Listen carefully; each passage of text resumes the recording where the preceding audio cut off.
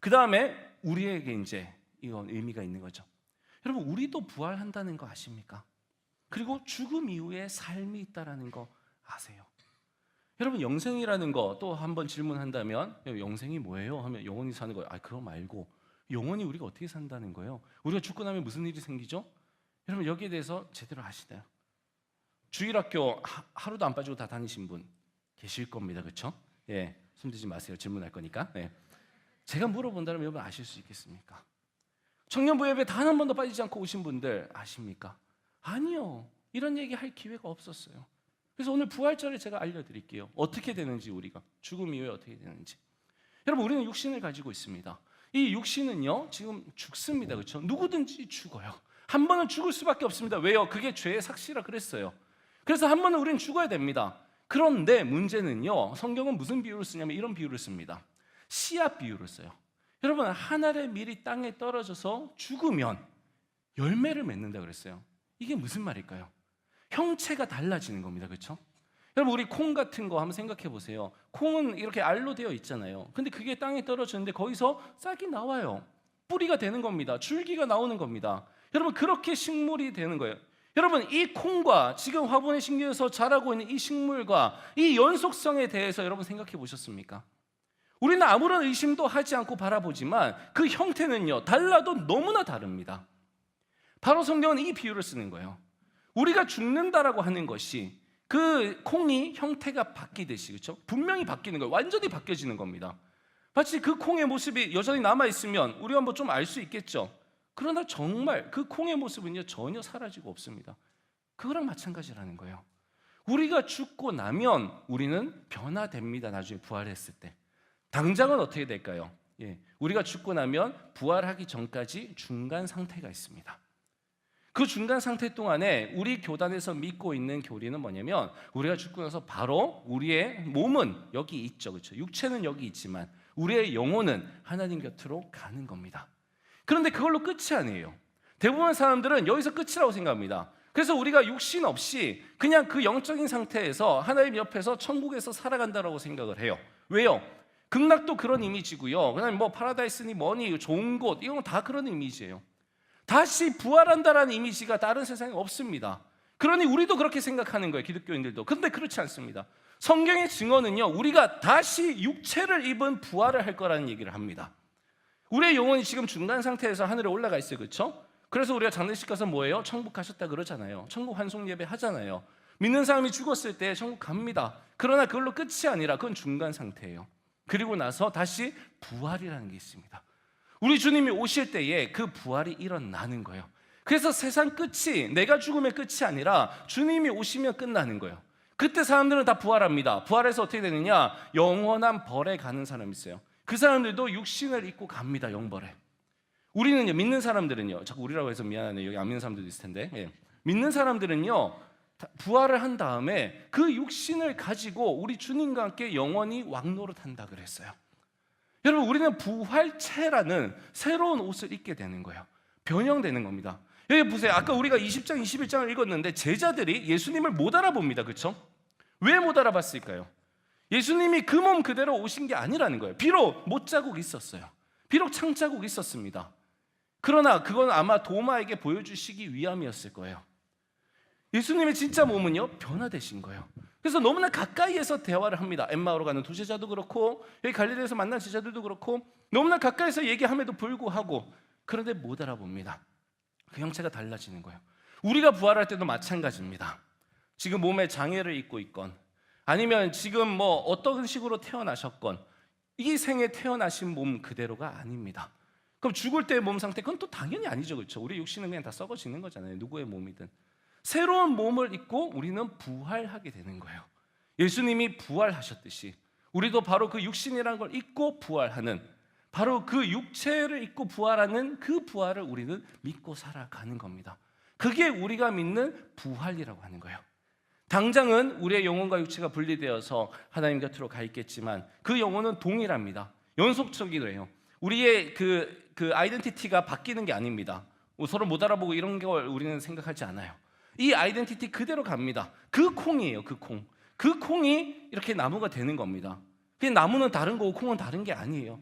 우리가 영혼이 분리되어서 그렇게 천국에 가 있다가 다시 주님 재림하실 때 정말 이 땅의 끝이 오면 그때 우리는 부활을 해서 주님 곁에서 육체를 가지고 부활하신 주님이 육체를 가지고 오셨듯이 그렇게 우리도 육체를 가지고 주님과 함께, 그러나 그 육체는 오늘날 우리의 육체와는 다른, 그리고 우리 안에 죄성은 다 씻겨진, 여러분 사돈이 땅을 사면 배가 아픈 이유는요 우리의 죄성 때문이에요. 그렇죠? 예, 우리의 이기심 때문입니다. 시기 질투 일어나는 거죠. 그래 우리 안에 죄성이 없으면요 사돈이 땅을 사면요 축하해줘야죠. 예, 축하해줘. 옆집에 가 서울대를 가면요 축하해줘야죠. 예. 여러분 이게 이해가 안 되시나 보네요. 그게 가능하다는 게. 예, 안 되실 수밖에. 오늘 우리는 불가능합니다. 예. 그러나 우리가 부활체를 입으면 그때 부활한 우리의 모습은요 하나님께서 모든 죄 다 씻어주시고 우리를 새롭게 하셨기 때문에 그때는 우린 가능해요. 지금은 우리가 예수 그리스도를 믿지만 아직은 불가능합니다.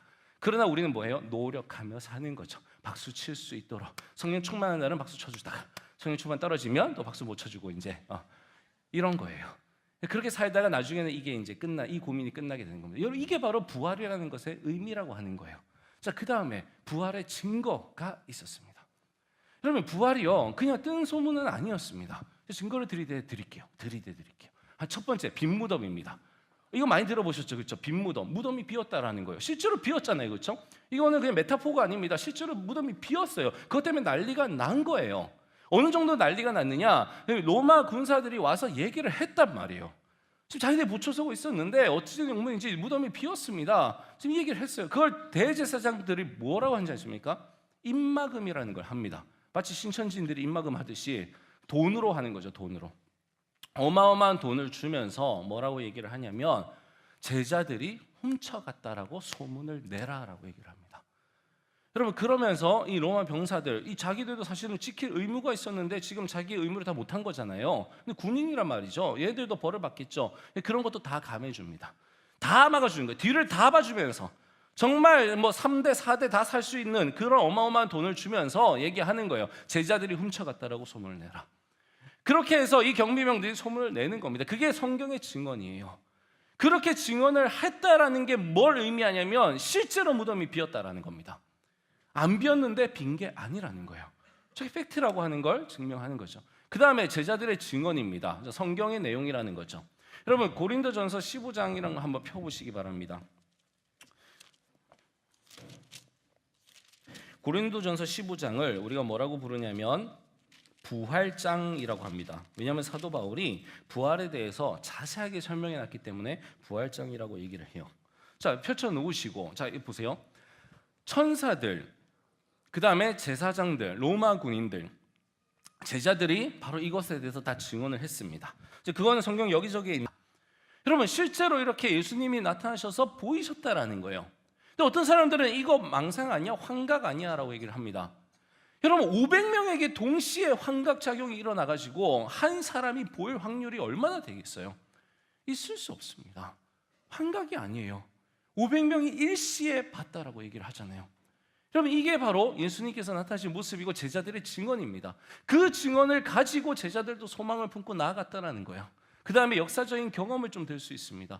여러분 우리는 종교적으로 체험 같은 걸 합니다. 우리 하나님을 만나요. 부활하신 주님을 우리는 만난다고요. 증명할 방법은 없습니다. 그건 네 생각 아니야? 그건 네 마음 아니야? 그건 네 목소리 아니야? 그럴 수 있습니다. 그러나 수많은 크리스천들이 그게 목사이든 선교사이든 일반 평신도이든 어른이든 아이든 남자든 여자든 수많은 크리스천들이 부활하신 주님을 만났다라는 그 경험들을 하고 있습니다. 이건 눈으로 봤다라는 건 좀 다르죠, 그렇죠? 그것과는 좀 다르지만 그러나 부활하신 주님을 경험했다라고 하는 살아계신 하나님을 경험했다라고 하는 그 경험 말이죠. 그건 우리가 얘기하고 있습니다. 그 다음에 전 세계적으로 여러분 지금 2000년이 지났다 그랬잖아요. 여러분 이게 만약에 거짓이었다라고 한다면 이 제자들이 꾸며낸 이야기였다라고 한다면 여러분 이들이 얼마나 머리가 좋길래 그 꾸며낸 게 2000년 동안이나 이렇게 믿어지겠어요? 여러분 전 세계 수많은 이단들이 생겨납니다, 그렇죠? 그래서 이런저런 주장들을 하고 많은 사람들이 빠져들었습니다. 그러나 그 이단들요 2000년 동안 이어진 이단이 없습니다. 초대교회 당시에도 수많은 이단들이 있었습니다. 그 이단들 덕분에 신학이 체계가 세워지긴 했었어요. 오늘날도 많은 이단들이 있습니다. 우리나라에만 있는 것도 아니고 전 세계적으로 많이 있습니다. 그러나 지금 명맥을 유지해가는 그 이단들도요, 그 시작이요 얼마 안 됐습니다. 그 이전에 있었던 이단들은요 지금 찾아볼 수 없다라는 거예요. 지금 뭐 하나님의 교회니 신천지니 난리긴 하지만 끝날 겁니다. 여러분, 이거 다 끝날 거라고요. 이렇게 몇천 년 동안 이어가지 못한다라는 겁니다. 근데 이 기독교라고 하는 것이 그때 유대교 입장으로 봤을 때는 말도 안 되는 그 청년 예수를 메시아라고 믿는, 여러분, 바로 그 기독교라고 하는 것이 오늘날 지금 이 순간까지도 이어져 가고 있습니다. 세상이 이 기독교를 핍박하고 세상이 이 기독교를 없애려고 할지라도 지금까지 계속해서 이어져 가고 있고 앞으로도 작아질지언정 아마 없어지지는 않을 겁니다. 누군가는 여기에 목숨을 걸기 때문인 거죠. 누군가는 순교자로서 그 인생을 헌신하기 때문인 거죠. 왜 그들이 그렇게 죽어갔을까? 여러분, 이것이 만약에 그냥 거짓이라면 그렇게 수많은 사람들이 역사적으로 전 세계적으로, 국한된 게 아닙니다, 그렇죠? 전 세계적으로 그렇게 죽어갈 수 있었을 것인가? 한번 생각해 보시기 바랍니다. 어떻습니까? 부활이 이제 좀 믿어지십니까? 많은 증거가 있음에도 불구하고 사실 부활을 증명할 수는 없습니다. 제가 보여드린 증거도 그게 꼭 그겁니까? 라고 하면, 증명할 수 있습니까? 라고 하면 증명할 수는 없습니다. 이것도 하나의 가설일 뿐입니다.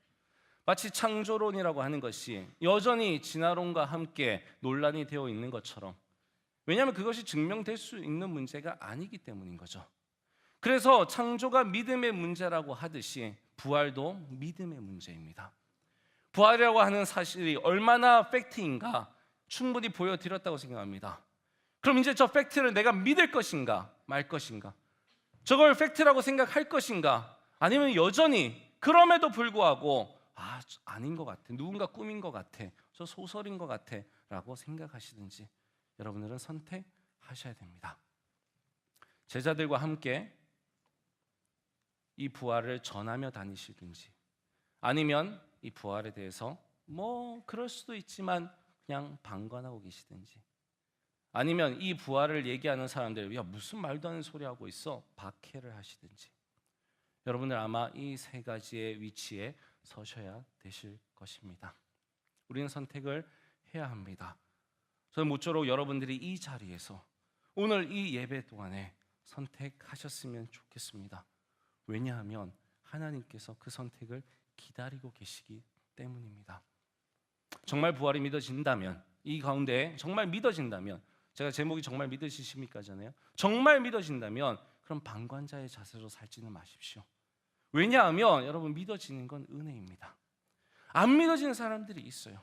믿고 싶어도 믿어지지 않는 사람들이 있습니다. 지금 이 자리에도 있습니다. 예배를 드리면서도, 늘 매주마다 예배를 드리면서도 믿고 싶은데 믿어지지 않고 계속 의심만 가는 사람들이 있습니다. 그럼 제가 이렇게 말할 수 있는 이유 아시잖아요. 제가 그랬었다니까요. 제가 고등학교 때 다시 교회를 갔을 때에 저도 받아들이고 싶은 마음도 있었습니다. 그러나 안 믿어지는 거예요. 계속해서 끊임없는 의심이 계속 생겨납니다. 여러분, 믿어진다라고 하는 게 은혜입니다. 여러분, 그래서 여러분들이 여기에 고개가 끄덕끄덕 되신다라면, 그래 주님 나는 부활을 믿어요 라고 하실 수 있다라면, 여러분 더 이상 방관자의 자리에는 계시지 마십시오. 우리 주님을 증거하는 그 제자들의 자리에 서시기 바랍니다. 여러분, 오늘 아까 무언극을 보셨습니다. 그 무언극에 나왔던 사람들이 다 우리를 대표하고 있는 거잖아요, 그렇죠? 이 세상을 살아가고 있는 각양각색의 사람들, 남녀노소의 사람들. 여러분, 이 사람들의 삶이 처음에는 그냥 조각이었습니다. 이 사람들이 무엇을 위해 살아가는지, 어떤 인생을 살아가는지, 이 사람들의 인생에 어떤 의미가 있는지 우리는 알 수 없었습니다. 이들이 도대체 무엇을 말하려고 하는지 우리는 알 수 없었습니다. 우리 인생도 마찬가지잖아요. 왜 우리가 끊임없이 진로를 놓고 고민하고 있어요? 왜 우리가 끊임없이 관계 때문에 힘들어하고 있습니까? 내 정체성을 못 찾아서 그런 거잖아요. 내가 누구인지를 못 찾아서 그렇습니다. 내가 누구인지를 바르게 아는 사람, 정확하게 아는 사람은 시기 질투하지 않습니다. 왜요? 그 사람이 가진 것과 내가 가진 걸 알고 있기 때문이죠. 그러나 내가 누구인지, 내가 뭘 가졌는지, 내가 무엇이 없는지, 무엇이 강점이고 무엇이 약점인지 모르기 때문에 우리는 이리저리 휘둘려 버리는 거예요. 그걸 모르니까 내가 무엇을 하며 살지도 모르는 겁니다. 그런데 우리 주님께서 부활하셔서 우리에게 오셨습니다. 모든 사망 권세 이기시고 정말로 하나님께서 주셨던 모든 사명 다 하시고 우리의 구원자로 오시고 우리의 인도자로 오셨습니다. 바로 그 주님께서 우리와 함께 하십니다. 부활하신 주님께서 우리와 함께 하셔서 우리의 인생 그림을 같이 그려주시는 거예요. 그 리더십을 가지고 우리의 인생을 이끌어 가시는 거예요. 그래서 마지막에 합력하여 선을 이루느니라라는 말씀처럼 그렇게 우리의 인생을 맞춰봤을 때에 하나님 안에서 여러분 예수님의 그림 얼굴이 딱 나오는 것처럼 내 인생이 예수님이라는 바로 그 의미로 짜맞춰지는 거 아니겠습니까? 나에게 무엇을 주셨느냐? 예수님의 그 부활의 소식을 전할 수 있는 달란트를 주신 거예요. 나에게 무엇을 주셨느냐? 예수님의 사랑을 전할 수 있는 달란트를 주신 겁니다. 나에게 무엇을 주셨느냐? 예수님의 그 부활을 전할 수 있는 여러분 그 말을 주신 거고 행동을 주신 거라는 거예요. 나에게 무엇을 주셨느냐? 그걸 전할 수 있는 그 가족을 주신 거라는 거예요. 그 장을 열어 주셨다라는 겁니다. 나에게 무엇을 주셨느냐? 그걸 가지고 누리며 살아갈 수 있는 여러분 그 기회를 주셨다라고 하는 겁니다. 여러분 내게 주신 그 많은 능력들, 내게 주신 그 많은 관계들 남들보다 뛰어나지 않다. 그건 중요하지 않아요. 우리 모두는 누가 됐든지 관계를 맺고 살아가고 우리 모두는요 누가 됐든지 그래도 밥을 먹을 수 있는 그 힘을 가지고 살아갑니다. 내가 그 힘이 없는 장애를 가지고 있다면 누구든지 부탁할 수 있는 거라도 가지고 있더라고요. 제가 개발원에 가보니까 그곳에서 눈이 안 보이시는 분이 그 안내견을 데리고 와요. 내 눈이 안 보이니까 안내견이라도 데려올 수 있는 힘이 있더라고요. 여러분 사람 죽으라는 법 없습니다. 우리가 정신 차리고 있고 하나님 앞에 있고 주님 부활하신 주님과 함께 있으면 그분이 우리를 인도해 주시는 거예요. 아무리 내 삶이 하찮고 보잘것없다 할지라도 여러분의 아이덴티티가 부활하신 주님과 함께하는 아이덴티티, 그 주님이 내 안에 살아계시는 우리가 살아있는 주님의 성전이라 그랬잖아요.